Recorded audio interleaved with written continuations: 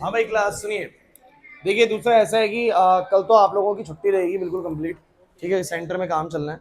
और वैसे परसों शायद दोपहर तक सब कुछ उसने बोला है कि हम कर देंगे, कोशिश है पूरी रेडी करने की सारा कुछ। लेकिन इन एनी केस अगर सेंटर तैयार नहीं हो पाया मंडे दोपहर तक, तो फिर आप लोगों की मंडे की ऑफ रहेगी। आपको इन्फॉर्मेशन ग्रुप में आ जाएगी उसकी। अगर तैयार नहीं हो पाता है तो, अगर पूरा तैयार हो गया सब कुछ स्ट्रक्चर जो है, तो फिर मंडे की क्लास एज यूजुअल लगेगी। वो डिपेंड करता है वो जो काम करने आ रहा है वो कितनी तेजी में इसको कर पाएगा सारी चीज़ें। ठीक है, तो पहले आपको इसलिए मैं इन्फॉर्म कर दे रहा हूँ। सो गाइज मुझे एक बात बताओ, हम लोगों ने रिफ्लेक्शन पढ़ा था। अगर आपने लास्ट क्लास अटेंड नहीं करी है, सो भैया आपको फिर बेसिक्स अच्छे आने चाहिए। आप लोगों ने जो रिफ्लेक्शन पढ़ा हो 10th क्लास के अंदर, अगर आपने लास्ट क्लास अटेंड करी तो फिर कोई दिक्कत ही नहीं है। सारे बेसिक्स मैंने क्लियर कर दिए थे। नहीं कर दिए थे? कर लेना इसको, वीडियो कर ली है, बहुत अच्छे। ठीक है, सो मुझे ये बताओ, विशेष बताएगा। विशेष अगर कोई ray parallel to the principal axis आ रही है तो आफ्टर रिफ्लेक्शन वो कहां जाएगी?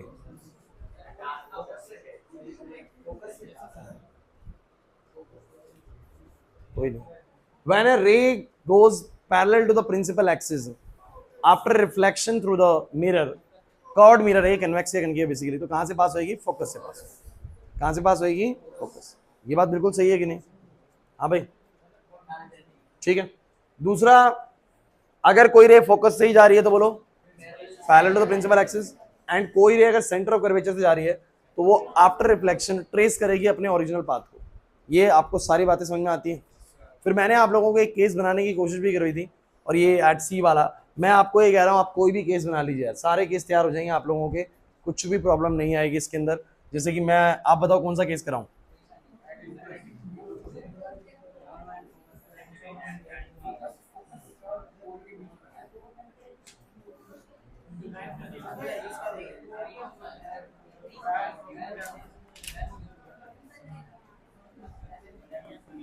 ओए बस भाई,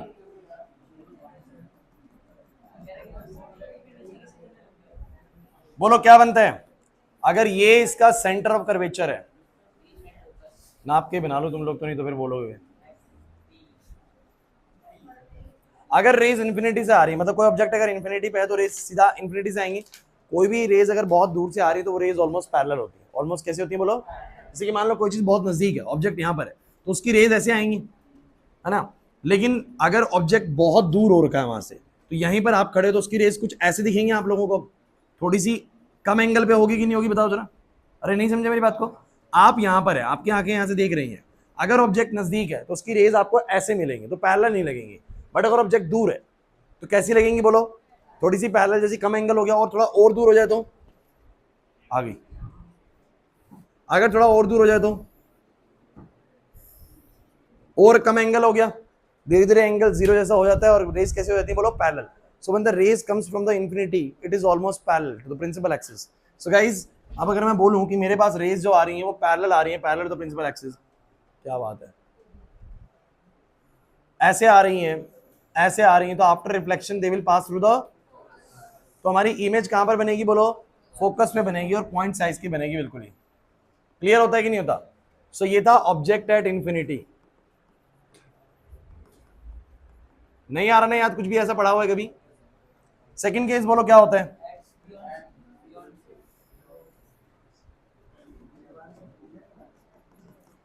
10th क्लास का बिल्कुल सारा।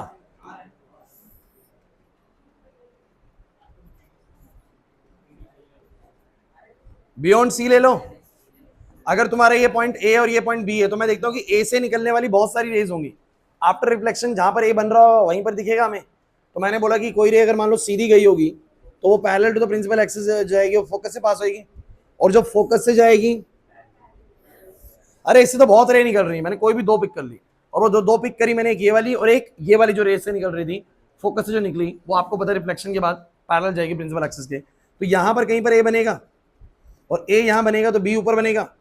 समझे नहीं ना बच्चों? तो मेरी जो आईज है बेसिकली जब इसको देखेंगे तो मेरे को तो ए यहां नजर आएगा, क्योंकि मेरे से रेज यहां पर आ रही है, जहां भी वो दो रेज मिलेंगे वो क्या होगा? ए पॉइंट। ये सब मैं तुम्हें लास्ट क्लास में सिखा चुका हूं अगर आप लोग आए थे। सो ये कौन सा केस था बताओ जरा? ऑब्जेक्ट बियॉन्ड सी। क्लियर है कि नहीं? अब मुझे बताओ जरा, बाकी केस में कराऊं या बनते हैं आपसे? एक बड़ा स्पेशल केस है, छठा केस में मैं आपको करा देता हूं। ये वाला आप लोग खुद करेंगे, ये वाला भी आप लोग खुद करेंगे, ये वाला भी खुद करेंगे, पांचवा, और छठा केस में आपको करवा रहा हूं, ठीक है? ये कौन सा है बोलो जरा?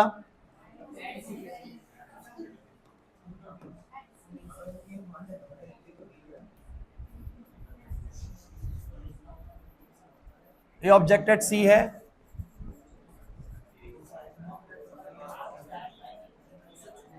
ये object between C and F है। एक क्या तेरी दिक्कत रहती है? ऑब्जेक्ट एट एफ है and this is object between F and P. Guys this is very special case, ये बहुत स्पेशल केस है। Sixth case is a very special case when the object is between the focus and the pole. So भाई मुझे एक बात बताओ, यहां पर ये पोल है, ओए ये फोकस है। आप लोगों ने जो ऑब्जेक्ट लिया है वो कहां लिया है? फोकस और पोल के बीच में, यहां कहीं ले लिया।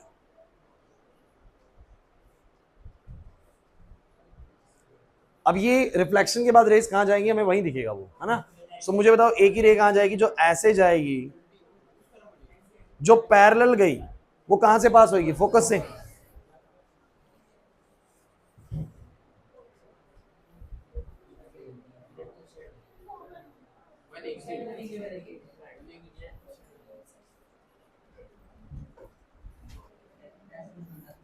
सही है। और एक और रे बताओ कहां से पास कराऊं? सेंटर ऑफ कर्वेचर से। पोल से करा लो, तुम्हारी मर्जी है। सेंटर ऑफ कर्वेचर से करा लो, सेंटर ऑफ कर्वेचर से भी ठीक है।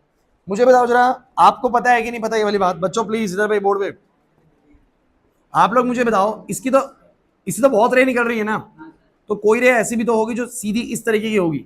मतलब मान लो कि कोई रे अगर ऐसे सेंटर ऑफ कर्वेचर वाली है, इस तरीके की है, तो आपको पता है कि वो रे जो सीधी ऐसे गई होगी वो टकरा के तो भाई वापस ही आई होगी, बिकॉज कोई रे अगर सेंटर ऑफ कर्वेचर वाली लाइन पे है तो वो आफ्टर रिफ्लेक्शन वापस अपने पाथ को बोलो क्या कर लेगी? ट्रेस बैक, और इस तरीके से वापस आएगी।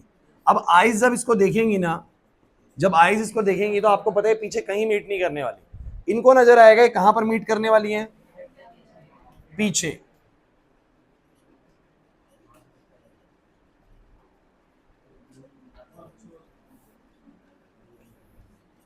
इस तरीके से आपका ए डैश बी डैश बनेगा और एन लार्ज बनेगा।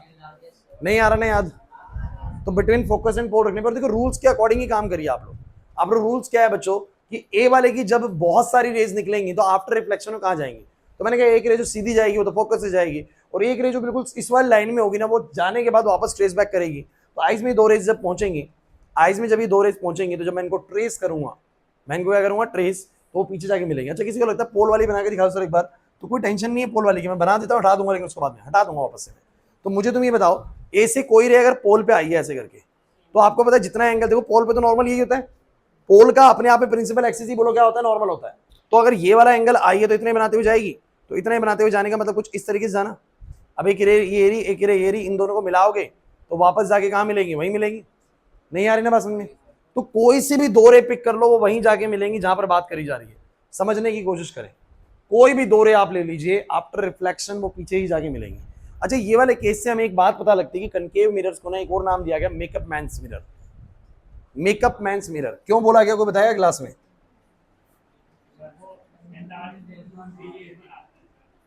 इस प्रॉपर्टी की वजह से, इस वाले स्ट्रक्चर की वजह से, इस वाले डायग्राम की वजह से बोलते हैं concave mirror is also referred as a makeup man's mirror.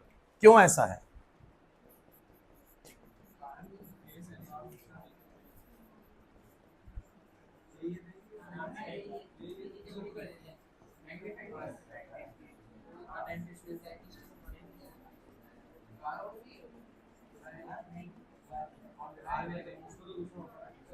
सुन लो भाई, ए क्लास प्लीज बोर्ड पे।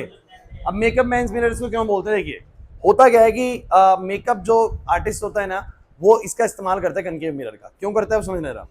कनकेव मिरर के अगर सामने ऑब्जेक्ट कभी भी उसके फोकस और पोल के बीच में आएगा, और ऐसा करने के लिए बहुत नजदीक जाना पड़ेगा, बिकॉज मान लीजिए मिरर ऐसा है, देखो ना, समझो ये मेरे हाथ में मिरर है, कनकेव मिरर ऐसे, और मुझे पता है कि अगर कनकेव मिरर ऐसा है, हर चीज यहां पर कहां खो रखा है, इधर देख लो, ये कनकेव मिरर है, यहां पर पोल होगा तो कहीं ना कहीं सेंटर ऑफ कर्वेचर भी होगा।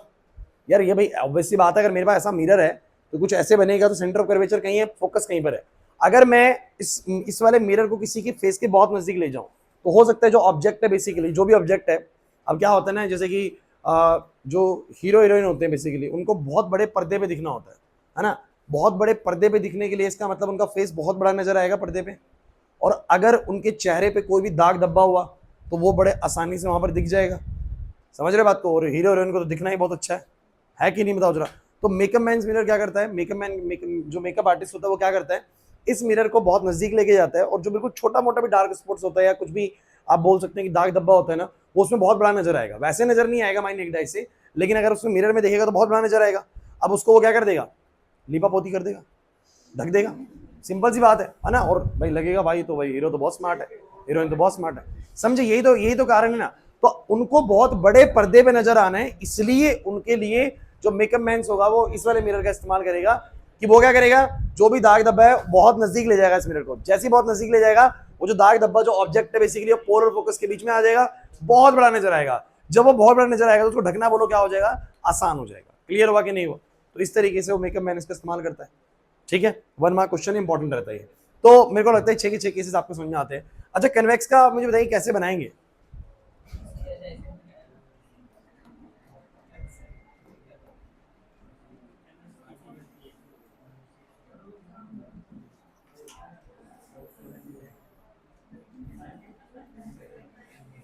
इसमें पेंट कहाँ होगा?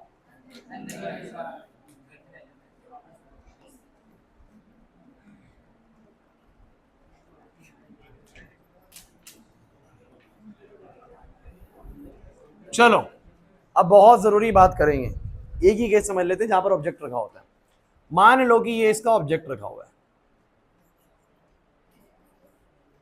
कौन बच्चा है क्लास में जो बना के दिखाएगा? आ जाओ भाई, आ जाओ जल्दी यार, बोर्ड बनाना है, समझाते हुए बनाना है कैसे रिफ्लेक्शन होगा।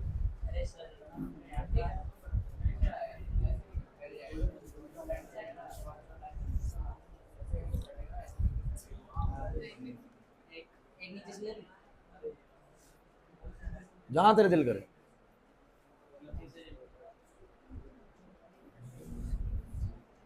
बच्चों को बता दो सही, वो ऐसे क्यों हुई? सर वो ऐसी जाती है, वो डिफ्लेक्शन हो जाएगा। इसका सरफेस कैसा है? नहीं, लॉ ऑफ रिफ्लेक्शन से बता भाई, ऐसे नहीं। अरे क्या बताओ सर, इसका नॉर्मल जब बनाएंगे तो बनाओ बनाओ बनाओ बनाओ बनाओ, बना दे यार, तेरे को आता है। अरे तेरे को आता है, तू बना दे। नहीं आता सर। अरे आता है, सिंपल है, सोच उसमें कैसे बनेगा ना।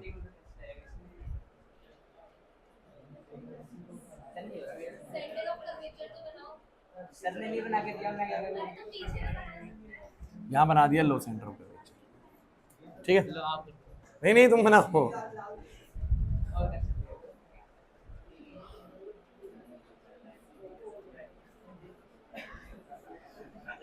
ये तो इंसिडेंट रे होगी, अब नॉर्मल बनाओ, कैसे बनेगी उस पॉइंट पे? इसी पॉइंट पे ना। हाँ बना बना,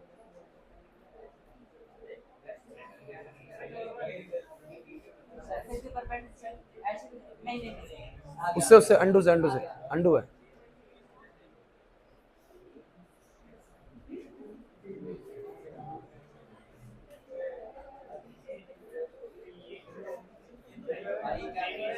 सेंटर कर्वेचर से पास कर दिया है। तो वो तुम्हारी रिफ्लेक्ट अंदर कैसे करेगी? कुछ तो गड़बड़ है ना, कुछ तो गड़बड़ है। भूल गया सर मैं, कौन आएगा बोर्ड बनाने के लिए? बात नहीं होती है। रिया लाइट बंद कर दोगे पीछे रहे? कौन आएगा भाई? बॉयज, आशीष जल्दी आ, मेरे को बताओ कि कैसे आई बराबर आर करके इस रिफ्लेक्शन हुआ है। गर्ल्स में आ जाओ, कनिष्का आ जाओ, आ जाओ, आने दो। बताओ बताओ बताओ, तुम क्या बोल रहे हो? मैं सोच के आऊंगा बाद में। आता है लवनीत? आ जाओ आ जाओ आ जाओ, बताओ बताओ बताओ। अरे बताओ तभी तो। हर्ष आजा भाई। अबे तेरे को मैं कंधे में बैठा ला हूं वहां से, तू बोले तो। हाँ जल्दी आ।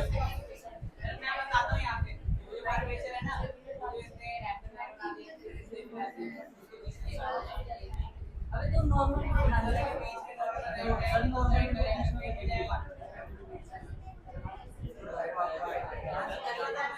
आजा आजा आजा आ जल्दी आ,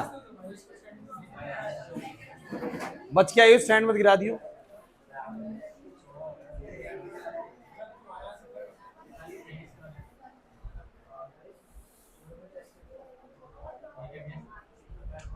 हाँ हाँ, क्या लिखूं मैं इसमें, कैसे लिखूं? आई और आर लिख दे, पहले वाला आई दूसरे वाला आर।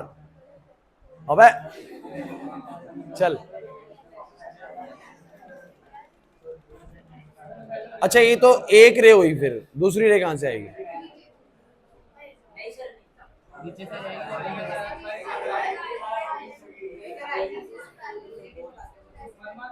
नहीं, ए से तो लोगे ना, ए को देखने के लिए मिनिमम कितनी रेस चाहिए? 2 रेस, एक तो ले ली। नहीं अच्छा अच्छा बनाया, ऐसे बनाया, ठीक है बनाया। अरे दूसरी बनाई था, अभी तो एक रे आई है, दूसरी रे सेंटर ऑफ कर्वेचर से।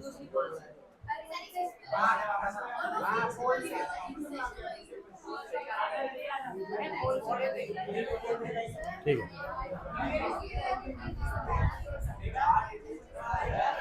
नीचे से कहा ऐसे गलत नहीं है, वो भी गलत नहीं कह रही है, मैं बताता हूँ क्या है। मैं समझाता हूँ, मैं समझाता हूँ, मैं समझाता हूँ ना बच्चों। ये मिरर है,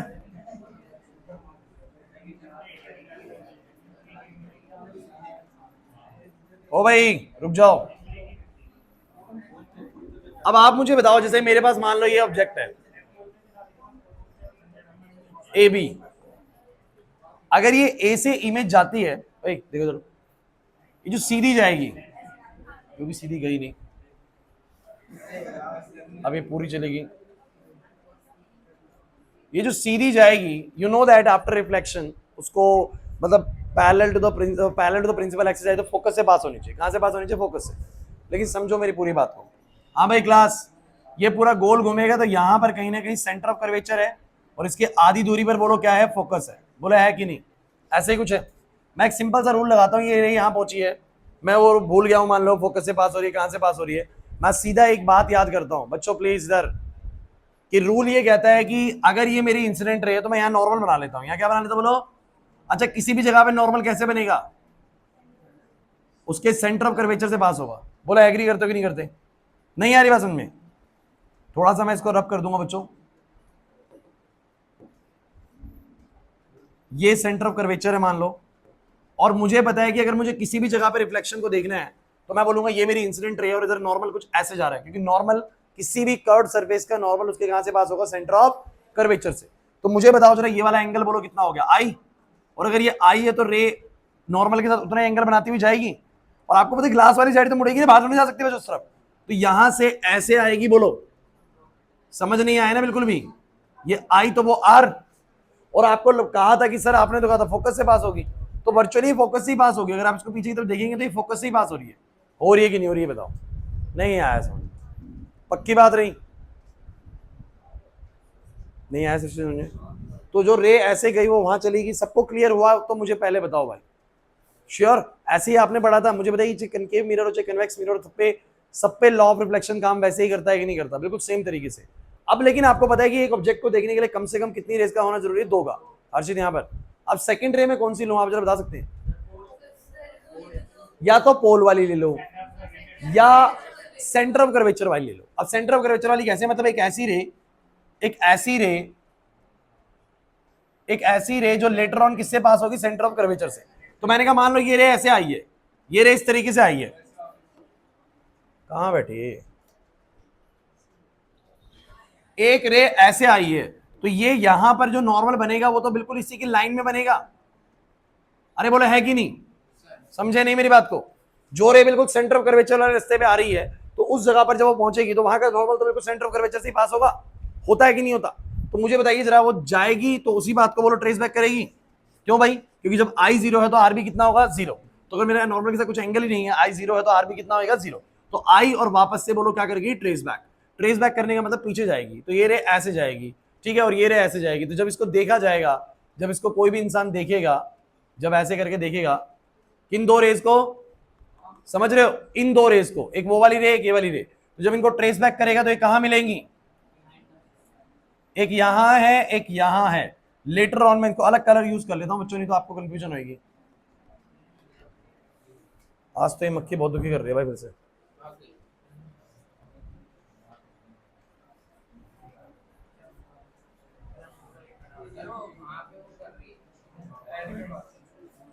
सुनना ओए क्लास प्लीज यार बच्चों। तो ये वाली देखो भाई, ये रियल में कभी नहीं मिलेंगी इनको। जब वो पीछे ट्रेस बैक करेगा, कौन सी रेगा बोलो, एक उसको, क्यों भाई, क्योंकि एक रे ऐसे जाके वैसे चलेगी और एक रे ऐसे जाके वापस ट्रेस बैक करके उल्टी आ गई। तो इसको और उसको जब वो ट्रेस बैक करेगा तो ये वाली रे आपको पता है यूं आएगी, ये वाली रे यूं आएगी, और ये आपको पता है कहां जाके मिलेंगी।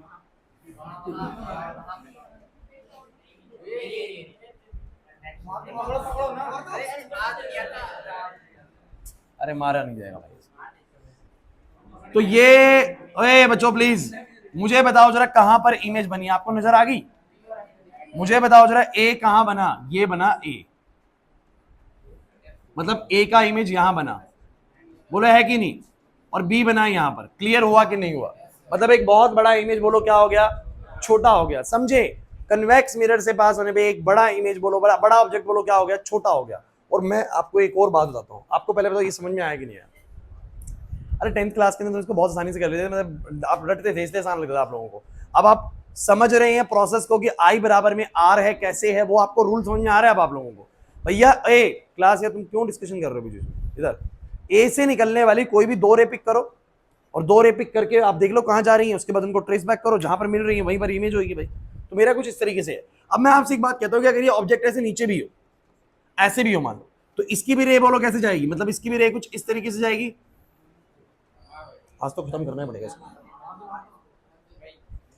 पता नहीं कब गायब हो जाती है। अब सुनो ओए क्लास, ये जो ऐसे जाएगी बोलो कहां से पास होगी, फिर तुम्हें पता है ये कुछ इस तरीके से जाएगी ऐसे करके, बोलो एग्री करते हो कि नहीं करते? और फिर वही बात आती है, जो सेंटर ऑफ कर्वेचर वाली लाइन जाएगी वो इस तरीके से जाने के बाद वापस बोलो क्या करेगी, ट्रेस बैक करेगी। जब तुम इसको भी यहां से देखोगे तो ये कहां मिलेगी, जरा बताओ सब बच्चे बताओ कहां मिलेगी? कोई नहीं, डायग्राम खराब हो जाए तो बिल्कुल कोई दिक्कत नहीं है, हमें कोई टेंशन नहीं इस चीज की।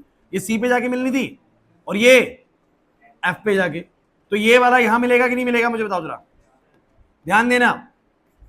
तो कुछ इस तरीके से बनेगा। मतलब मैं क्या कह रहा हूं, अगर आप तुम तो ध्यान से देख पा रहे हो तो, ओ भाई ये वाला पूरा पूछे सी पे जा रहा होगा ट्रेस करता हुआ, ये भी सी पे और ये दोनों एफ पे जा रहे होंगे। मैं कह रहा हूं इतने बड़े ऑब्जेक्ट का इतना छोटा सा इमेज बना, कार्तिक यहां पर इतने बड़े ऑब्जेक्ट का इतना छोटा सा इमेज बना। यही तो हम चाहते हैं अपने गाड़ी के साइड मिरर के अंदर। हम चाहते हैं कि गाड़ी का साइड मिरर ना पीछे का बहुत वाइडर व्यू कवर करे। बोलो एग्री करते हो कि नहीं करते? आपने देखा है कभी कि आपकी गाड़ी के छोटे से शीशे के अंदर पीछे का पूरा ट्रक गाड़ी सब कुछ दिखने लग जाता है, क्योंकि वो बहुत बड़ी इमेज को अपने अंदर बोलो क्या करता है, छोटा करके दिखाता है। इसलिए ये गाड़ियों के साइड मिरर में इस्तेमाल होता है। नहीं आया ना समझ में आप लोगों को? क्योंकि ये बहुत बड़ी ऑब्जेक्ट को बहुत छोटा इमेज बना के दिखाता है। और जिनको डायग्राम वगैरह कंफ्यूजिंग लग रहा है ना, पहली बात तो ये आना ही नहीं है आपके पेपर में। ये बहुत वेरी श्योर बता रहा हूँ आप लोगों के पेपर में नहीं आएगा, बिकॉज ये 10th क्लास की चीज है। 10th क्लास के बच्चों से पेपर में पूछी जाती है, आपसे कोई नहीं पूछेगा। उनको ऐसा लगता है कि तुम्हें बात पता है, लेकिन उनको नहीं पता कि तुम्हें नहीं पता है। हाँ, वो गलत फहमी में जी रहे हैं कि तुम्हें ये सब आता होगा, 10th क्लास की चीजें हैं, लेकिन उनको नहीं पता कि तुम्हें नहीं आती चीज।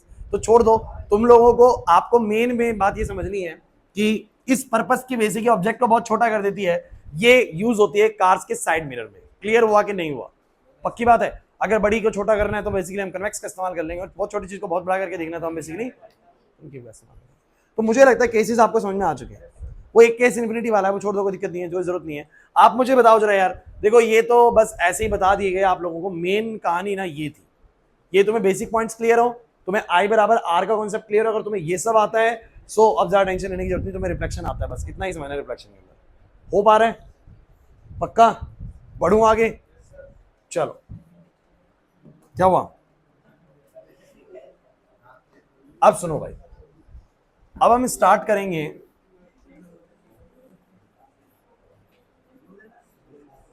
बोल बोल बोल, क्या हुआ? किसको समझ नहीं आया? बोल भाई आशुतोष। हाँ बोलो।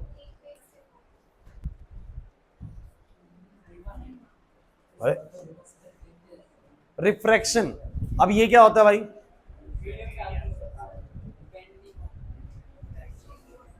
अब यह लाइट दूसरे मीडियम में जाएगी, ट्रांसमिट होगी। बच्चों मेरी बात सुनो। भाई इधर देखो, पीछे तुम क्या लिखने लग रहे हो? इधर देखो, मैंने बोला कि लाइट जब टकरा के अपनी मीडियम में वापस आती है तो रिफ्लेक्शन होता है, बट लाइट जब इंटरफेस से दूसरे मीडियम में दाखिल हो जाए, जैसे कि आप मुझे बताइए पानी है, अब ऊपर से रोशनी आ रही, तो पानी के अंदर भी रोशनी आती है कि नहीं आती? आती है सर। तो वो जो लाइट अंदर आ रही है वो रिफ्लेक्टेड है। क्या बोलो? रिफ्लेक्टेड। और ये बड़ा इंटरेस्टिंग केस है बच्चों, इसको थोड़ा ध्यान समझना, मजा आएगा यहाँ पर। तो रिफ्लेक्शन के अंदर आप लोगों ने पहले तो सुन लो भाई, कुछ ऐसा पढ़ा था कि नहीं पढ़ा था कि मान लो कि ये एक इंटरफेस है, यहां पर ऊपर है रेयर मीडियम और नीचे बोलो क्या है? ये रेयर डेंसर क्या होता है? रेयर मीडियम ऐसा मीडियम होता है जिसकी डेंसिटी कम होती है, और डेंसर होता है जिसकी डेंसिटी बोलो क्या होती है? ज्यादा होती है। जैसे मान लो ऊपर हवा है, नीचे पानी है, ऊपर हवा है, नीचे तेल है, मान लो ऑयल है, तो इंटरफेस अलग हो गया। ऊपर हवा है, नीचे ग्लास है, ऊपर पानी है, नीचे ग्लास है, तो भी चेंज हो गया मीडियम। पानी थोड़ा सा रेयर है और ग्लास थोड़ा डेंसर है, बोला है कि नहीं? रेयर डेंसर का मतलब है कि मीडियम की डेंसिटी किसी की ज्यादा है, किसी कम है, जिसकी कम है वो रेयर है, जिसकी डेंसिटी ज्यादा है उसको बोला गया है डेंसर। क्लियर होता है? जब जब लाइट एक मीडियम से दूसरे मीडियम में दाखिल होती है, ऐसे ओए इधर देखो, ये रे आई, अब फिर वही बात है, जो रे आई इसको मैं क्या बोलता हूं? बोलो इंसिडेंट रे। और शायद आप लोग ये बात जानते हैं कि जब भी कोई इंसिडेंट रे, इधर भाई क्या चल रहा है तुम लोगों को? क्या कर रहे हो? इंसिडेंट रे जब आएगी, अगर रिफ्लेक्शन होना था तो रिफ्लेक्शन के केस में क्या होता बताओ जरा? मैं यहां पर नॉर्मल ड्रॉ करता, आई लेता और उतना ही बोलो क्या बनाता? आर बनाता। लेकिन क्योंकि रिफ्लेक्शन का सीन है कि लाइट अब दूसरे मीडियम में जा सकती है, प्रियांशु नहीं आ रही बात में, लाइट दूसरे मीडियम में जा सकती है, तो रूल क्या कहता है वो सुनो। फिर दोबारा तुम एक ही काम करोगे, बोलो क्या? तुम नॉर्मल बनाओगे। क्या बनाओगे? मुझे बताओ, इस इंटरफेस का नॉर्मल सबने ऐसा बनाया, और ये वाला एंगल मुझे बताओ जरा क्या बोलोगे? Angle of incidence. ये वाली कौन सी रे है बोलो? सब बच्चे नाम दो इसको। नॉर्मल रे। अगर बच्चों रिफ्लेक्शन हुआ तो रे चली जाएगी यूं, आई बराबर आर करती हुई, बोला है कि नहीं? लेकिन क्योंकि इस बार पीछे पेंट नहीं कर रखा तो लाइट अंदर भी जाएगी, रिफ्लेक्ट भी होगी। रिफ्लेक्ट होगी कुछ परसेंट, रिफ्लेक्ट होगी। सुन लीजिए, अगर 100% लाइट है तो मान लो 30% रिफ्लेक्ट हुई है, तो उसमें तो आई बराबर आर लगेगा, मैं उसकी मना नहीं कर रहा। लेकिन मेरे को रिफ्लेक्शन अब आ चुका है तो मैं बात करना चाह रहा हूँ रिफ्रैक्शन की। किसकी बोलो? तो मैंने नीचे पेंट नहीं करा हुआ तो लाइट अब अंदर भी आएगी। जब लाइट अंदर आएगी बच्चों, तो इस बार लाइट क्या करने वाली है? चाहो तो आप क्या कर सकते हो? चाहो तो मैं एक चीज कर देता हूं, चाहो तो मैं एक चीज कर देता हूं, मैं नीचे पानी बना देता हूं। कौन सा मीडियम है नीचे? डेंसर।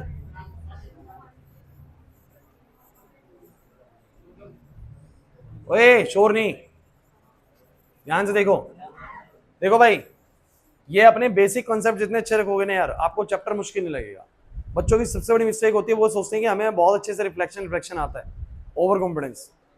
बाद में जब मैं करा रहा होता हूँ ना TIR, total internal reflection, curved cases के मैं रिफ्लेक्शन केसेस करा रहा होता हूँ, तो उनको सच में यही नहीं पता होता कि प्रॉपर्ली रिफ्लेक्शन हो कैसे रहा है। उनको ऐसा लगता है रिफ्लेक्शन क्या है सर? रेयर डेंसर आ रहा है, bend towards the normal, goes away from the normal. मैं उनसे पूछता हूँ कि अवे बताओ कैसे आएगी? अवे नहीं बनता उनसे। इससे बिल्कुल भी ओवर कॉन्फिडेंस मत करो, ठीक है ना? अभी से तुम्हारी ओवर कॉन्फिडेंस वाली हालात आई नहीं है, आता है तभी कुछ है नहीं तुम लोगों को, कॉन्फिडेंस इतना रखते हैं पता नहीं। तो ये मैंने बोला नॉर्मल है। अभी अगर ये नॉर्मल है तो मुझे बताओ जरा क्या होगा इस बार? इस बार क्या होगा सचिन? विशेष, ये रेयर से लाइट आ रही है, डेंसर में जा रही है, इंसिडेंट रे ये नॉर्मल के साथ कुछ एंगल बना रही है। कहते हैं कि रे ऐसे केस में अपने पाथ से डेविएट हो जाती है जैसी वो किसी दूसरे मीडियम में दाखिल होती है। सो कहते हैं कि वो जो सीधी आनी चाहिए थी उसका एक्चुअल पाथ क्या था बताओ जरा? इस रे का एक्चुअल पाथ क्या था बच्चों? एक्चुअल पाथ तो था ये, बट कहते हैं कि वो अपने एक्चुअल पाथ को छोड़ के बैंड टुवर्ड्स द नॉर्मल हो जाती है, वो नॉर्मल की तरफ झुक जाती है। तो रे अपना पाथ चेंज करती है और कुछ इस तरीके से आती है बच्चों। समझना, बहुत सारे फिनोमिना बताऊंगा इसके में आपको, बस आपको देखना है कि रेज जो है ना वो सीधी जाने की बजाय ऐसे करके मुड़ जाती है। कोई problem?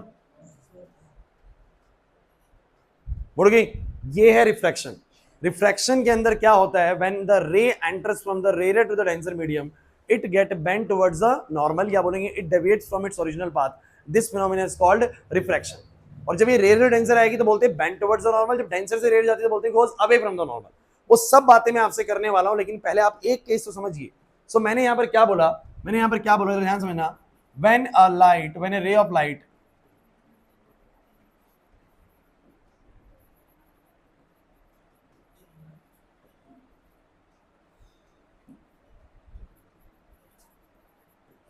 travel in one medium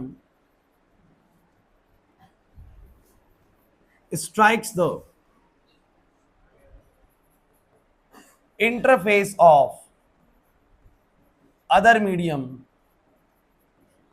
strikes the interface of other medium, it deviates from its original path.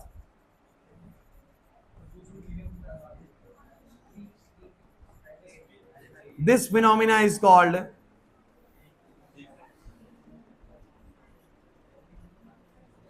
बोलो, इस फिनोमिना का बोलो क्या बोलते हैं, रिफ्रैक्शन बोलते हैं भाई।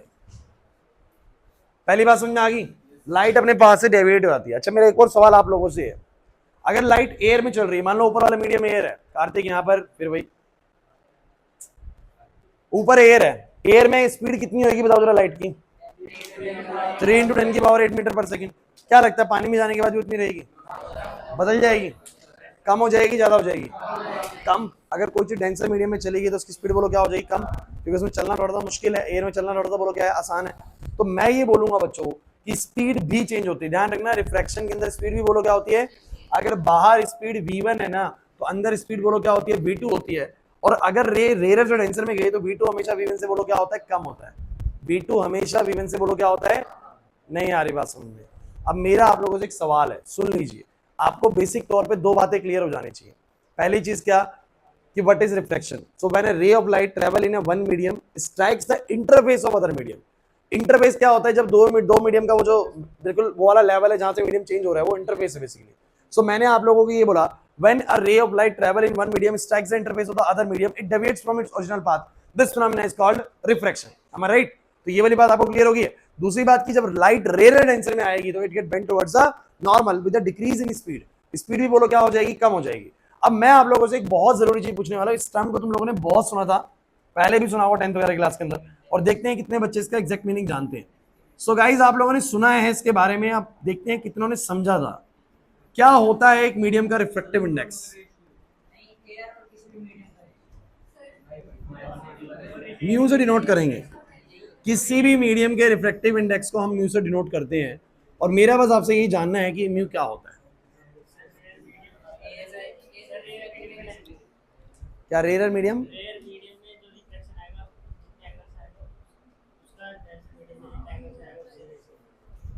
नहीं बताता क्या भैया, तुमने फॉर्मूला बता दिया, बताता क्या ये क्या होता है ऐसे ही,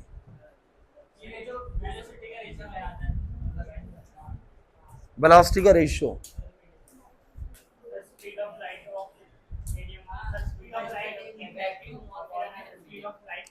चलो ठीक है, मैं आपसे एक सवाल पूछता हूँ, मान लो किसी मीडियम का रिफ्रैक्टिव इंडेक्स 3 है, क्या मतलब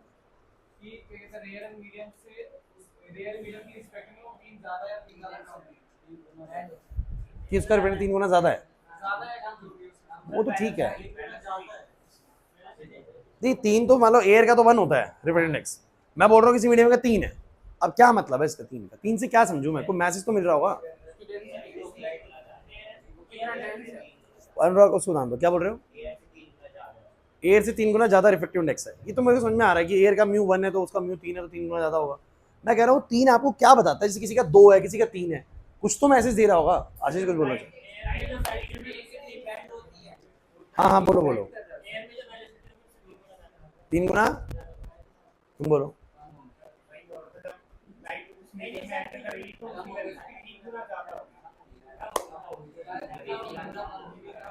टेंसर में कोई चीज जा रही है तो ज्यादा होगी या कम होगी, कम होगी। अब बात नजदीक है लेकिन गलत बोल रहे हैं बस। देखिए भाई, आपका जो किसी भी मीडियम का रिफ्रैक्टिव इंडेक्स है ना, ये तो देख लिया, और गूगल मीनिंग नहीं समझा पाएगा, गूगल से डेफिनेशन बता पाएगा। मैं तुम्हें बताता हूँ, सुन लो। अगर सब कुछ ऐसे गूगल से समझ में आएगा, टीचर्स की जरूरत नहीं पड़ती हम की। सुनो क्लास, एक सिंपल सी बात है, मैं आपको बहुत सिंपल सा फंडा बोल रहा हूँ। हर मीडियम का रिफ्रैक्टिव इंडेक्स अलग होता है, 1 से ज्यादा होता है, ध्यान रखना, 1 एयर का होता है। अब मैं आपको मतलब समझाऊंगा, ध्यान से सुनना, एक बारी में क्लियर हो जाएगा आप लोगों को। यहां पर मैं आपको लिखता हूं मीडियम, और यहां पर मैं आप लोगों को लिखता हूं रिफ्रैक्टिव इंडेक्स। बातें नहीं भाई प्लीज। अगर मैं एयर या वैक्यूम की बात करता हूं ना, हम वैक्यूम की तरह ही मान के चलते हैं एयर को फिलहाल, तो उसका रिफ्रैक्टिव इंडेक्स बच्चों 1 लिया जाता है। 1 का क्या सेंस है वो आपको तब समझ में आएगा जब आप 2 का सेंस समझेंगे। तो और कोई मीडियम अगर है, मैं जो वैल्यूज अभी आपको बताने वाला हूं, ये वैल्यूज रियलिस्टिक नहीं होंगी, लेकिन आसपास होंगी। रियलिस्टिक का मतलब ये जरूरी नहीं कि बिल्कुल एक्यूरेट ही बता रहा हूं मैं आप लोगों को, चेंज हो सकती है थोड़े बहुत, अलग भी हो सकती है, ठीक है ना। अब जैसे कि मान लो वाटर है, या मान लो ग्लास है, तो मान लो वाटर की तुमने 2 मान ली, ग्लास की तुमने 3 मान ली, हालांकि इससे कमी होती है, लेकिन मैं लेके चल रहा हूँ मान लो, ठीक है ना। वैसे 1.5 होती है, किसी की 2 होती है, लेकिन मैं समझाने के लिए भी 2 और 3 लेके चल रहा हूँ, इसे ध्यान रखना, गलत मिल सकती है वैल्यूज, लेकिन होती है आसपास ही। अब मेरी बात सुनो, हमें समझना है फिलहाल, अगर किसी का रिफ्रैक्टिव इंडेक्स 2 है, तो वो आपको ये बताना चाहता है कि हमें इतना तो पता है कि लाइट की स्पीड जब रेयर में थी तो 3 × 10⁻⁸ मीटर पर सेकंड थी, और डेंसर में गई तो स्पीड पक्का कम हुई होगी। तो कितने इफेक्ट से कम हो जाती है, मतलब कि this parameter determines the extent with which the velocity is reduced when the light enters in the denser medium। मतलब ये पैरामीटर हमें बताएगा कि कितने एक्सटेंट से वेलोसिटी रिड्यूस हो गई जब वो लाइट किसमें एंटर हुई, बोलो डेंसर मीडियम में।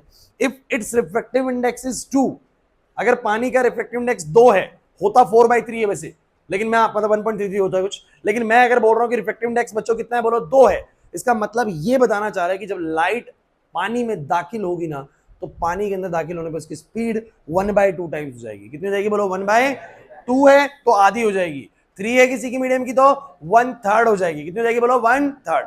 तो अगर किसी मीडियम का रिफ्रैक्टिव इंडेक्स 2 है, तो आप बताइए उस मीडियम में जब लाइट एंटर होगी तो उसकी स्पीड कितनी हो जाएगी। बाहर है 3 × 10⁸, 3 × 10⁸ मीटर पर सेकंड, उसमें अंदर जाती बोलो कितनी हो जाएगी, क्योंकि 2 है तो बोलो कितनी हो जाएगी, आधी। उल्टा दिखेगा, 2 है तो बोलो आधी, आधी का मतलब कितना, बोलो 1.5 × 10⁸ मीटर पर सेकंड। अगर 3 है तो बोलो कितनी हो जाएगी, 1/3 हो जाएगी। कितनी हो जाएगी, बोलो 1/3। 1/3 का मतलब बोलो कितनी, 1 × 10⁸ मीटर पर सेकंड। नहीं आया ना समझ में। Means what does refractive index of the medium determines to you. तो refractive index is a parameter of the medium which determines the extent with which the velocity of the light reduced when the light enters in the denser medium। नहीं आई ना बात समझ में, नहीं आई बात समझ में। सो मैं यहां पर लिख देता हूं बच्चों, इसको नोट कर लीजिए आप लोग। तो क्या लिखा है देख लीजिए, refractive index is a parameter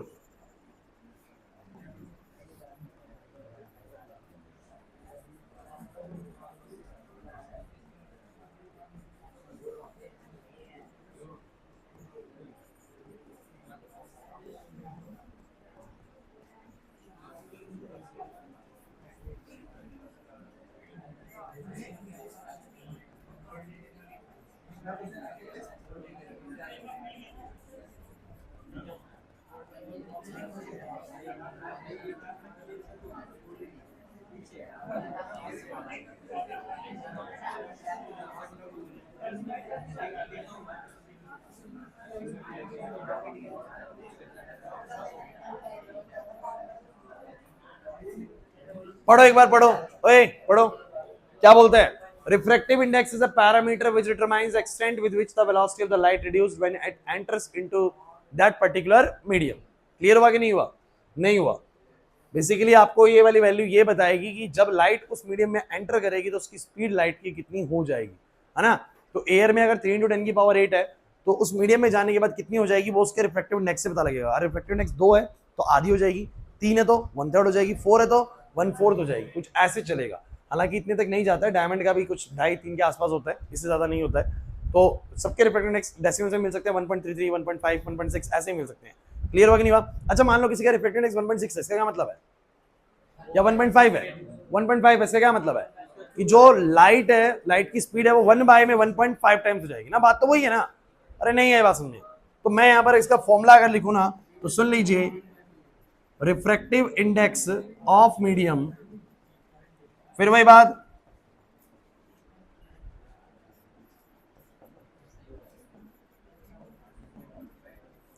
velocity of light in air or vacuum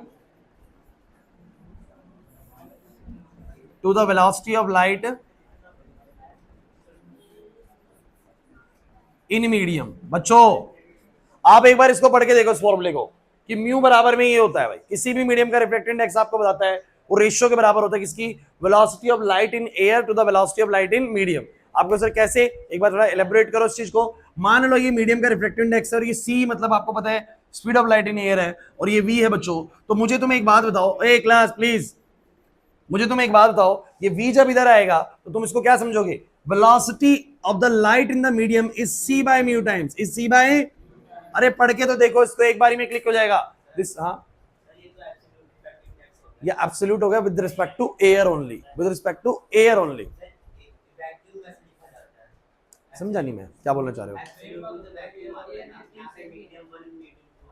नहीं मैं आपकी बात समझ गया, आपको जो लिखवाया गया होगा वो I think mu two by mu one करके लिखवाया गया होगा, बट अभी मैं जो बात कर रहा हूं ना, I am talking with respect to air, and when I am talking with respect to air तो एक्चुअली में एयर के साथ तो रिफ्लेक्टेड वन ही होता है ना। मैं वो वाली बात इसके बाद कराऊंगा तुम्हें, चिंता मत करो। जो ये बात मैं बता रहा हूँ ये भी पहली है, इसके बाद में इसमें कुछ ऐड करूंगा वो अभी आने वाला है, जो तुम्हारे मन में डाउट है ना वो आने वाला है, वो अभी हमने क्लियर ही नहीं करा है। हाँ भाई क्लास क्या हुआ, ये वाली बात समझ में आई तुम्हें?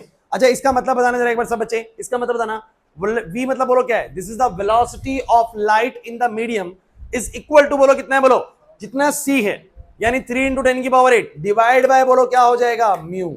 मतलब कि अगर 2 है तो 3 × 10⁸ डिवाइड बाय 2 हो जाएगा, तब जाके वेलोसिटी ऑफ लाइट आएगा मीडियम में। नहीं आएगा समझ में? नहीं आया, सॉरी समझ में, पक्की बात है? तो मुझे तुम ये बताओ जरा, जो मैंने आपको रिफ्रैक्टिव इंडेक्स बताया ये वाली बात क्लियर होगी? ये जितना भी रिफ्रैक्टिव बता रहे हैं हम ये बता रहे हैं विद रिस्पेक्ट टू एयर के केस में बता रहे हैं। किसके केस में बोलो? विद रिस्पेक्ट टू एयर के केस में बता रहे हैं। अब मेरी पूरी बात समझना, यहां तक का सीन तुम्हें क्लियर हो गया? मुझे तुम ये बताओ यहां तक तुम्हें सारी बात क्लियर होगी है? पक्का बोलो। अब मैं तुम्हें एक्चुअल बात बताता हूं, सुनो। क्या जरूरी है कि हर बार ऊपर एयर होगी? क्या पता वाटर से ग्लास में जा रहा हो, अगर वाटर से ग्लास में भी जा रही होगी, सुन लीजिए अच्छे से मैं क्या बोलना चाह रहा हूं, अगर लाइट वाटर से ग्लास में जा रही होगी तो ऊपर भले ही रेयर है, नीचे फिर भी डेंसर ही है, तो जो उसकी स्पीड है वो तो आपको पता है क्या होनी है, बोलो कम होनी है। लेकिन कैसे कम होगी ना, एक बार बोर्ड पे ध्यान समझना, क्योंकि अब जो बताऊंगा ना ये सबसे इंपॉर्टेंट चीज है, ये समझ में आना बिल्कुल कंपल्सन है कि आपको आना ही चाहिए, नहीं तो दिक्कत करेगा भाई। सो मैंने यहां पर क्या बोला कि मान लीजिए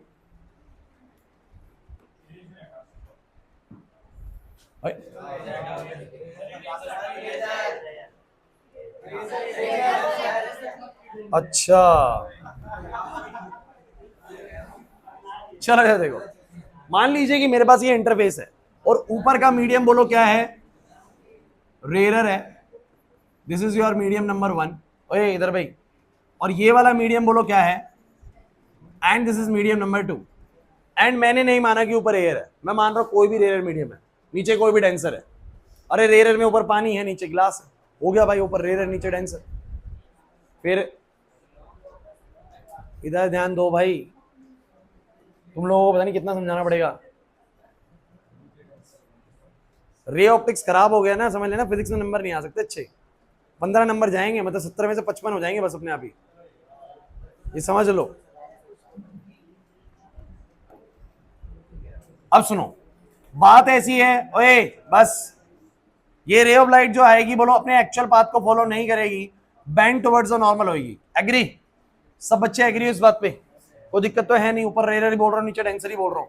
मान लो ऊपर स्पीड v1 है इस बार, क्योंकि मैंने नहीं बोला ऊपर एयर है, अगर मैंने नहीं बोला कि ऊपर एयर है तो मैं वहां पर c की स्पीड नहीं लिख सकता बच्चों, मैं बोलूंगा भाई कोई भी फलाना मीडियम है तो स्पीड बोलो कितनी है, v1 है, और अंदर की स्पीड बोलो कितनी है, बोलो v2 है, और इस वाले मीडियम का रिफ्लेक्टिव इंडेक्स μ1 है, और इस वाले का बोलो क्या है, m2 है, इस वाले का बोलो क्या है, m2।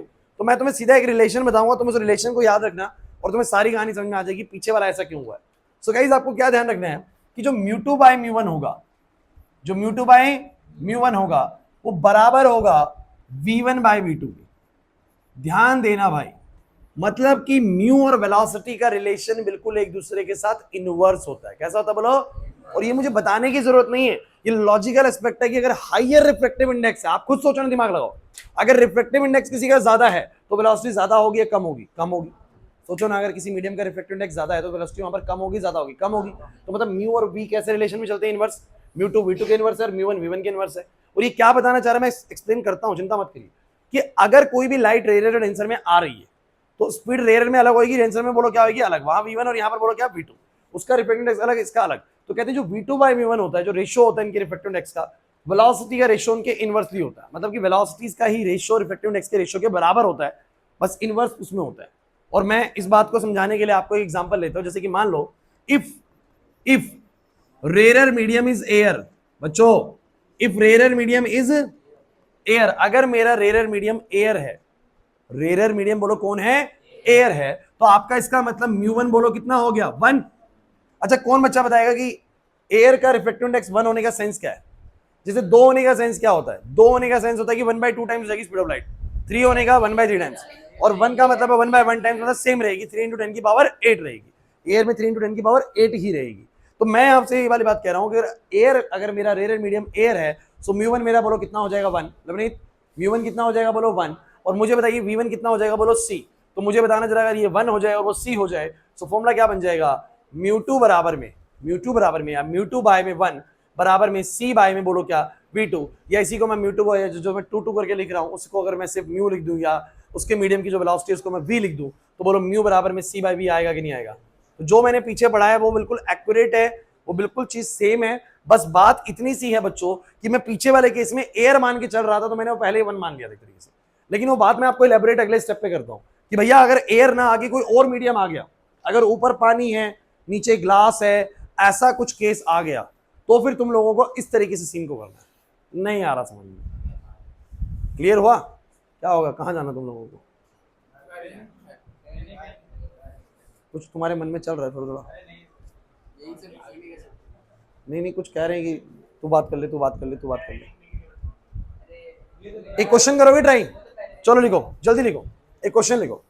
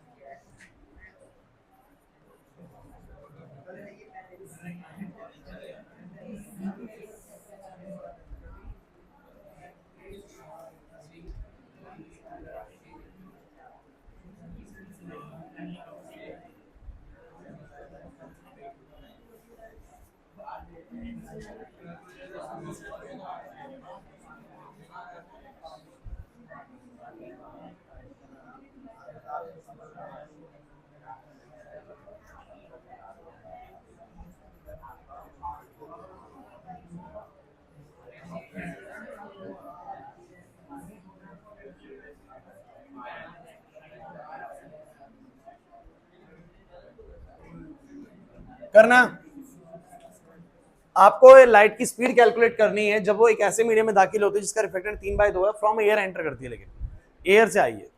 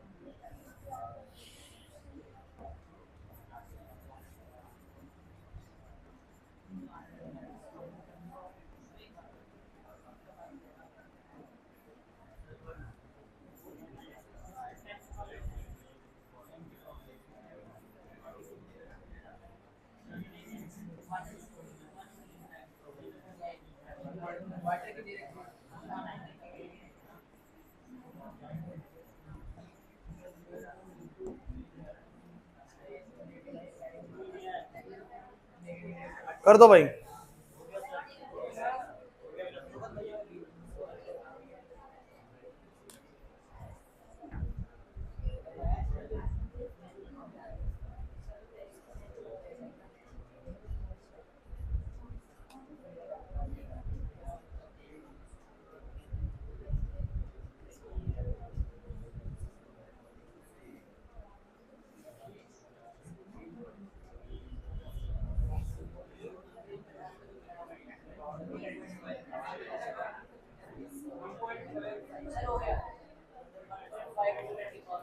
पहले वाले का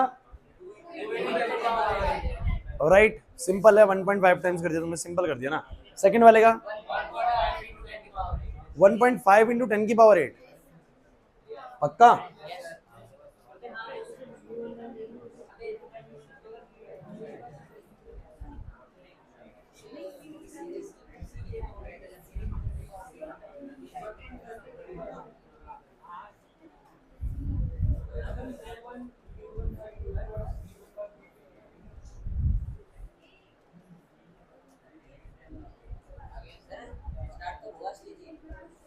असली वाला मामला नेक्स्ट में शुरू हो जाएगा, क्योंकि अब स्नेल्स लॉ स्टार्ट होगा। स्नेल्स लॉ से सब असली है। अभी ये नकली वाला मामला खत्म हो गया, लेकिन ये कराना बहुत जरूरी होता है। अगर ये ना करें ना डिस्कस, तो कहीं ना कहीं आपको भी पॉइंट्स दिक्कत में रहेंगे। हाँ, अब ये याद आ गया ना सारा, कैसे था क्या नहीं था। अब नेक्स्ट क्लास से स्नेल्स लॉ स्टार्ट होगा, TIR होगा, ये बहुत जरूरी है। ये नहीं आएगा, नहीं नहीं, ये नहीं, मैं बताता हूँ, इस तरह की चीज तो आपकी बोर्ड में अभी भी आ सकती है। ये जो ये वाला जो सेकंड वाला क्वेश्चन है ना, ये क्वेश्चन तो आता है इस तरह का, तो इस तरह का आता है। 10th में नहीं आया हुआ, लेकिन इस तरह का क्वेश्चन आता है। वो नहीं देते, वो वाला नहीं देते, लेकिन अभी तो चैप्टर स्टार्ट हुआ है। जब भी चैप्टर स्टार्ट होता है, आपको पता है सब चीजें वो बहुत बेसिक्स होती है। अब थोड़ा बढ़िया वाले भी जाएगा, तब वहां से चीजें आएंगी, श्योर आएंगी। हमने मैग्नेटिज्म में चैप्टर के कॉन्सेप्ट बनाए, क्वेश्चंस करे साथ, तो वैसे ही तो थे जो कॉन्सेप्ट के थे, बनते हैं बहुत इजीली, कोई टेंशन वाली बात नहीं है। और अभी हमने सिर्फ एक राउंड लिया है, अभी जब हम सेकंड राउंड लेने आएंगे ना, तब तुम देखना, तब सब कुछ कवर होगा, सब कुछ कवर होगा। अब क्वेश्चंस का लेवल भी बढ़ जाएगा जब सेकंड राउंड लेंगे तो। अब मुझे तुम ये बताओ, calculate the speed of light when enters in a medium having their reflection from air. From air बोल रहा है, तो बाहर एयर है बच्चों प्लीज, अंदर दूसरा मीडियम है। मैं तो एक बात कहता हूं सिंपल सी, कि आप सीधा एक फॉर्मूला याद कर लो कि μ2 बाय में μ1 बराबर, बोलो क्या होगा, v1 बाय में क्या, v2। बोलो एग्री करते कि नहीं करते? अब बाहर है एयर, तो μ1 तो हो गया 1, और μ2 बोलो कितना हो गया, 3 बाय में 2। ओ भाई नहीं आ रहा समझ। एयर की स्पीड आपको पता है 3 इंटू 10 की पावर 8 होगी, बताने की जरूरत नहीं है। सो बोलो कितना आएगा, μ2 है बच्चों 3 बाय में 2, ये है बच्चों 1। एयर की स्पीड है 3 इंटू 10 की पावर 8, और v2 तुम्हें निकालना है, कुछ पल्ले नहीं पड़ रहा। बोलो v2 कितना आएगा, v2 को तो ले जाओ, v2 को तो ले जाओ, 3 इंटू 10 की पावर 8 डिवाइड बाय में आएगा 3/2, तो 3/2। और वैसे भी तुम्हें सोचना चाहिए था कि सीधा उसका रिफ्लेक्टेड इंडेक्स 1.5 है, और 1.5 है तो वो 1 बाय में 1.5 हो जाएगी, तो 3 को अगर 1.5 से डिवाइड करेंगे तो 2 आएगा आंसर आपके सामने। ठीक है, नहीं आया बात समझ। अब अगर बात करूं इसकी, तो एक रे ऑफ लाइट ट्रेवल कर रही है वाटर के अंदर इतनी स्पीड से, and then light enters in a medium having the reflected 2, मतलब बाहर है बोलो कौन, पानी, अंदर कोई और मीडियम है, कोई प्रॉब्लम नहीं है, हमने बिल्कुल जनरल फॉर्मूला पढ़ लिया है। सो μ1 बोलो कितना आएगा, बोलो μ1 दिया हुआ है 3/2, वाटर का बाद में दिया हुआ है 3/2, और μ2 बोलो कितना दिया हुआ है 2। सो वो रेयर है 1.5 है, 2 है, रेयर से टेंसर ही एंटर कर रही है। बोलो क्या आएगा, जो भी स्पीड बदलेगी v1 और v2, बोलो फॉर्मूला क्या है, μ2 बाय, ओ भाई समझ में भी आ रहा है कि नहीं आ रहा है, जल्दी कर रहा हूं। बोलो μ2 कितना 2, μ1 कितना 3 बाय में 2, v1 बोलो कितना दिया हुआ है,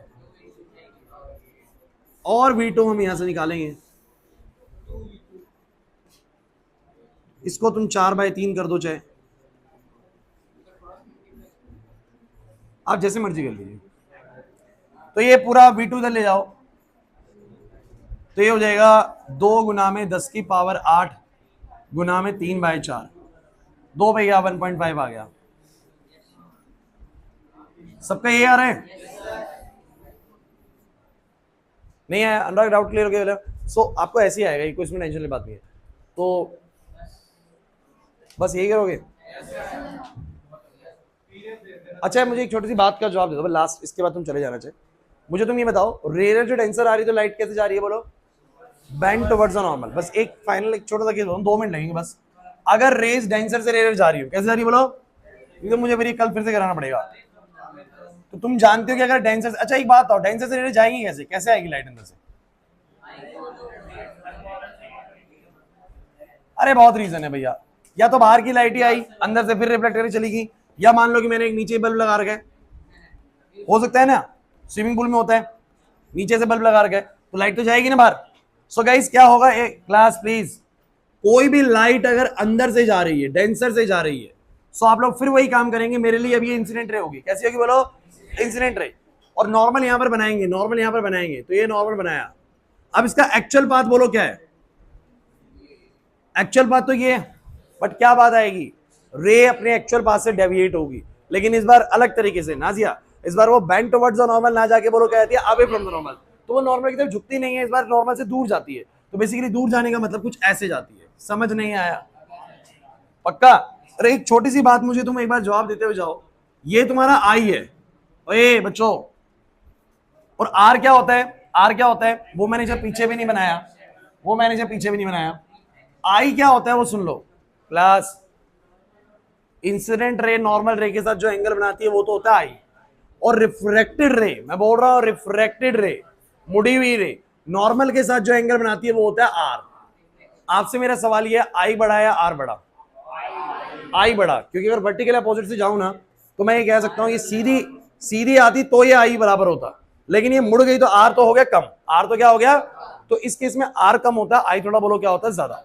लेकिन अगर इस केस में आप आओगे तो आई आपका इतना है, मेरी रिफ्लेक्टेड रे नॉर्मल के साथ इतना बड़ा एंगल बना रही है आर, तो मेरा इस बार आई कम है और आर ज्यादा है। तो ये आपका जब डेंसर से रेयर की तरफ रेज जाती है ना, तो मैं एक बात बताओ भाई, मैंने शब्दों में नहीं लिख रहा हूं, लेकिन नेक्स्ट क्लास में लिखवा दूंगा चाहे, लेकिन तुम्हें पता हो कि what is reflection. So when a ray of light travelling in a one medium strike the interface of the other medium, it deviates from its original path, this phenomena is called refraction. And when the ray of light enters from the rarer to the denser, it gets bent towards the normal, and when it goes denser to the rarer, it goes away from the normal. And the basic point is आपको जो याद रखना है वो क्या बोलो, कि light की स्पीड चेंज हो जाती है। अच्छा बोलो भाई सब बच्चे, रेयर से डेंसर आएगी तो स्पीड बोलो क्या होगी, कम, और डेंसर से रेयर जाएगी तो स्पीड बोलो क्या हो जाएगी, ज्यादा। और आपको फॉर्मूले में कोई बदलाव करने की जरूरत नहीं है। कहीं तुम सोचो वो वाला फॉर्मूला बदलने का सर, वो हमेशा क्या रहेगा बोलो, म्यू2 बाय म्यू1 इज इक्वल्स टू बोलो क्या, v1 बाय में क्या, v2। अब किसी को भी म्यू2 म्यू1 मान लो, आप उसको म्यू1 इसको म्यू2 बोल लो, ध्यान रखना म्यू2 बाय म्यू1 बराबर क्या होगा, v1 बाय में v2, वो उल्टा चलता है। बस तुम इसी फॉर्मूले को अगर बच्चों ऐसे लिख दोगे तो क्या कोई टीचर गलत करेगा क्या, कोई गलत नहीं करेगा, चीज सेम ही है। किसी को भी म्यू1 मानो, किसी को म्यू2 मानो, आपकी इच्छा है, कोई चीज दिक्कत नहीं है। बस ध्यान रखना रिफ्रैक्टिव इंडिसेस हमेशा वेलोसिटी के बोलो क्या रहेंगे, इनवर्सली रहेंगे। कैसे रहेंगे बोलो, इनवर्सली। क्लियर हुआ कि नहीं हुआ, पक्का? तो जितना भी करा रहा हूं ना सुन लो, ये बेसिक चीजें करवा दी आपको सारी की सारी। अब नेक्स्ट क्लासेस शुरू होंगे स्नेल्स लॉ वगैरह, जो आप लोगों ने बहुत अच्छे से कभी नहीं देखे होंगे, ठीक है? तो कुछ बढ़िया कॉन्सेप्ट स्टार्ट होने वाले हैं, छुट्टी नहीं करनी है, कि अब इंपॉर्टेंट चीज स्टार्ट होगी, ठीक है? अब आप जा सकते हो।